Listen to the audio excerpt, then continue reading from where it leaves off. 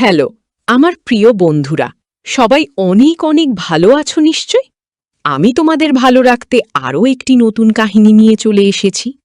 তো তোমরা যারা এখনও আমার এই চ্যানেলটি সাবস্ক্রাইব করনি, তারা জলদি জলদি আমার এই চ্যানেলটি সাবস্ক্রাইব করে দাও। আজকের কাহিনী মা আর কাকিমাকে নিয়ে। তো চলো আর দেরি না করে তোমাদের গল্পে নিয়ে যাই। আমি মায়ের দিকে তাকিয়ে দেখলাম মা তাদের দিকে এক ঢানে তাকিয়ে নিজেকে নিয়েই ব্যস্ত। এইদিকে জসিম কাকু আশা কাকিমাকে প্রায় ৪৫ মিনিট পর। জসিম কাকু বলল, আশা আমার আসবে, আমি ঢালছি। আশা কাকিমাও বলছে আমারও আসবে। মাকে দেখলাম মাও নিজেই বের করে নিল। কিছুক্ষণ পর সবাই ঘুমিয়ে পড়লাম। পরদিন সকালে ঘুম থেকে উঠে দেখি আমার আগে সবাই উঠে গেছে। বাইরে প্রচণ্ড রকম বৃষ্টি হচ্ছিল, বের হবার জন্য নেই। জসিম কাকু আমাদের জন্য নদীতে মাছ ধরতে গেছে। আশা কাকিমা তরকারি কুটছিল, আর মা একটা পিঁড়িতে বসে বসেছিল। আমি তখনও বিছানায় শোয়া। আমি তাদের মধ্যেকার কথা শুনছিলাম। তারা নানান বিষয় নিয়ে কথা বলছিল। হঠাৎ আশা কাকিমা মাকে বলল, কাল রাতে কেমন দেখলি বৌদি? মা চমকে উঠল, বলল, কি বলছো ভাবি? আমি আর কি দেখব? আশা কাকিমা বলল, ভান করো না, আমি তোমাকে দেখেছি, তুমি আমাদের দেখি। মা এবার কিছু লজ্জা পেল, বলল, আসলে অনেক দিন এসব হয় না। তাছাড়া তোমরা একেবারে সামনে দেখি খুব ভালো লাগছিল। জসিম ভাইয়ের ওইটাও খুব বড় দেখলাম। আশা কাকিমা হাসল, বলল, মুসলমানদের সবাই বড় হয়, আর তোমার ভাইয়ের লজ্জা শরম নাই। কত করে বললাম ঘরে দুটো মানুষ আছে, সে বলি কি হিন্দু বৌদিদের দেখলে নাকি তার বেড়ে যায়, থামাতে পারে না। তাছাড়া আমারও ইচ্ছে করছিল, তাই আর জোর করলাম না। মা দেখলাম গরম হতে শুরু করেছে। আশা কাকিমাকে বলল, তোমার কি সুখ ভাবি, তোমার স্বামী তোমাকে কত আরাম পাও। আশা কাকিমা বলল, কেন বৌদি? দাদা তোমাকে মা মুখে একটা হতাশার ছাপ এনে বলল, খুব কম সপ্তাহে ২ বার, তাও খুব জোর করা লাগে, খুব একটা বড় নয়। আশা কাকিমা বলল, কি বলছো বৌদি তুমি, থাকো কি করে? মা বলল, যেটা যখন পাই, আর কিছু না পেলে হাত। আশা কাকিমা বলল, তাতে কি আর সুখ পাওয়া যায়? মা হতাশার চোখে তাকালো। হঠাৎ আশা কাকিমা বলল, বৌদি আমার স্বামীর চোখে দেখবে নাকি? মা চমকে উঠল, লজ্জা মাখা মুখে বলল, কি যে বলো ভাবি, তা হয় নাকি? আমি হলাম হিন্দু ঘরের বউ, আর তোমার মিউজিক, বর মুসলমান, না এ হয় না। আশা কাকিমা বলল, ধুর, এসব ভাবলে চলবে নাকি? একবার দেখো, আমার সে তোমাকে দেখেছিল, তাই সেও এমন হয়ে পড়েছিল। একবার দেখো। মা বলল, মিউজিক, তোমার খারাপ লাগবে না? আশা কাকিমা বলল, না, আমি সুখটাকে প্রাধান্য দিই। আমার সে এর আগে অনেক, আমিও তার অনেক জেলে বন্ধুকে দিয়ে, আমার সে এর আগে যতগুলা কি, সবগুলা মুসলিম, তাও গ্রামের। তুমি একে তো হিন্দু বউ, মাথায় সিঁদুর পরা, তারপর শহরের ফর্সা মহিলা, আমার সে অনেক মজা পাবে। তাছাড়া তখন দেখতেও অনেক সুন্দর লাগবে তোমার গোলাপি। মা বলল, ব্যথা পাবো না তো? আশা কাকিমা বলল, প্রথম সময় একটু পাবে, পরে অনেক সুখ পাবে, চিন্তা করো না, আমি তাকে বলে রাখব, সে আস্তে আস্তে।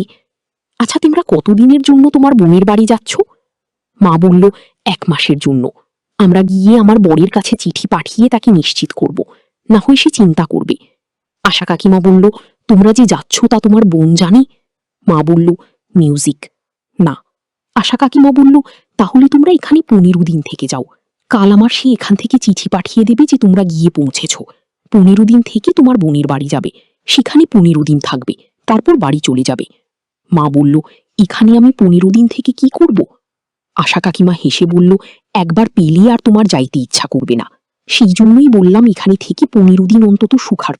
মা কি যেন চিন্তা করে বলল, ঠিক আছে, মিউজিক, কিন্তু খোকাকে কি বোঝাবো? তো সব দেখবে। আশা কাকিমা বলল, আমি ওকে সব বুঝিয়ে দেব, তুমি চিন্তা করো না। মা বলল, আচ্ছা ভাবি, আপনাদের ছেলে মেয়ে হই নাই?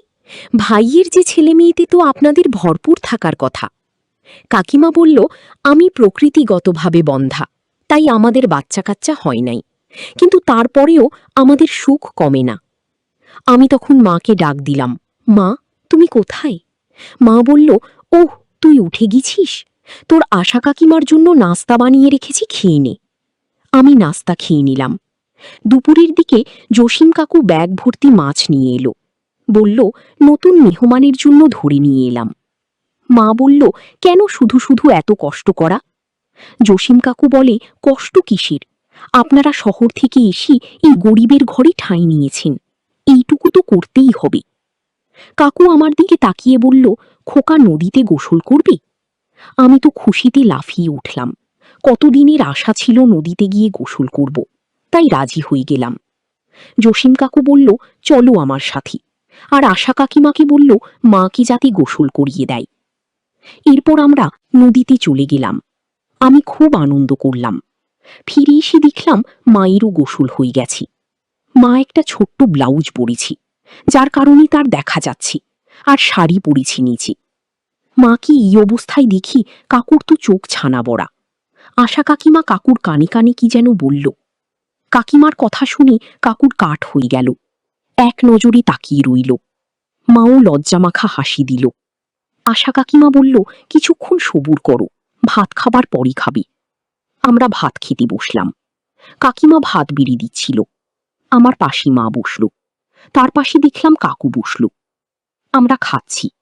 হঠাৎ কাকু মায়ের একটা মাও চমকে উঠি। আমি বললাম, মা, কি হয়েছে? তুমি এমন করলে কেন? মা বলল, কিছু না বাবা, পিমড়ে কামড়েছি, বলে মুচকি হাসল। কাকিমা আমাকে জিজ্ঞেস করল, আচ্ছা বাবু, তোর মায়ের কষ্ট বুঝিস? আমি বললাম, মায়ের আবার কিসের কষ্ট? মা, তোমার বুকে ব্যথা করছি, কষ্ট হচ্ছে? কাকিমা বলল, না রে বাবু, এই কষ্ট সেই কষ্ট নয়। কাকিমা আমারটা ধরে বলল, তুই যখন বড় হবি এটাও বড় হবে। আমি মায়ের দিকে তাকালাম, বললাম, মা, কাকিমা ঠিক। হিন্দু পাবো, আবার টাকাও। আমি রাজি। মা অনেক আরাম পাচ্ছিল, মায়ের মুখ দেখেই বুঝতে পারলাম। এরপর আমরা সবাই একটু ঘুমিয়ে নিলাম। তারপর আশা কাকি আমার কাছে এসে বলল, কিরে বাবু, কেমন দেখলি? আমি বললাম, খুব ভালো। তারপর সে আমাকে বলল, তোর কি মন চায়? আমি বললাম, আমারও মন চায়। তখন কাকি বলল, তুই চিন্তা করিস না, আমি তোর দিকটা দেখছি। তারপর আমরা সবাই একটু রেস্ট নিলাম। এইভাবে চলার পর বিকাল হয়ে গেল। কাকি আর মা রান্না করতে গেছে। মা কাকুকে টাকা দিল বাজার করার জন্য। সে বাজারে গিয়ে ভালো ভালো খাবার কিনে আনলো বাজার থেকে। যা নিয়ে এসেছে তা আশা কাকি আর মা দুজনে মিলে রান্না করছে। রান্না শেষ হওয়ার পর আমরা বিকালের দিকে একটু গ্রামে ঘুরতে বের হলাম। কাকু আমাদের নিয়ে ঘুরিয়ে ঘুরিয়ে সব দেখাচ্ছেন। সন্ধে হলে আমরা সবাই বাড়ি ফিরে আসলাম। তারপর গল্প করতে করতে রাত হয়ে গেল। রাতের খাবার খাওয়া হয়ে গেল। আমি মনে মনে ভাবছি, কাকি আমার দিকটা দেখতে চাইল, কখন দেখবে? আমি এটাই ভাবতে লাগলাম। কিছুক্ষণ পর কাকি এসে বলল, বাবু, আজ রাতে তুই আমার সাথে থাক। আমি তো মনে মনে মহা খুশি। আমি আর কাকি চলে গেলাম ঘুমাতে। মা আমার যাওয়া দেখে আমার দিকে তাকিয়ে একটা হাসি দিল।